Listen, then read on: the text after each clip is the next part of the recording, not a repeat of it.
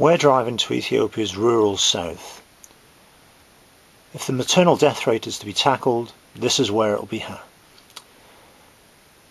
If the high maternal death rate is to be tackled, this is where it will happen.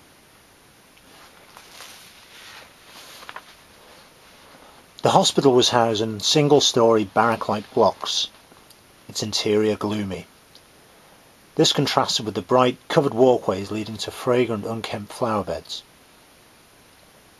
Following us was a little boy, about 3 years old.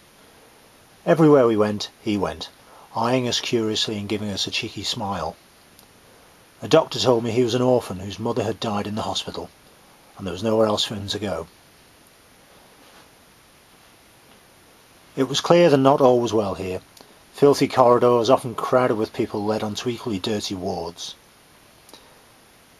In the corridor outside the operating theatre, the green line, beyond which is supposedly a sterile zone, was all but invisible.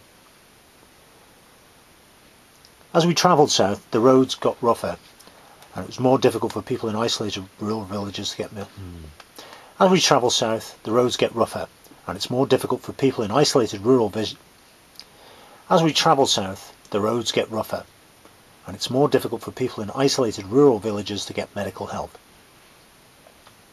This is where the motorbike ambulances come in. The Link has donated many of these off-road bikes with sidecars to health centres. They have performed a vital role in taking patients to healthcare centres.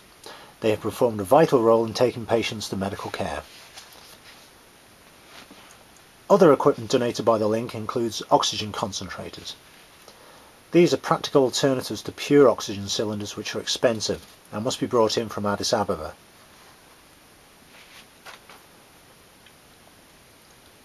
On this visit, the Link also imported 30 of these to be given to hospitals in the southern region, serving 17 million people.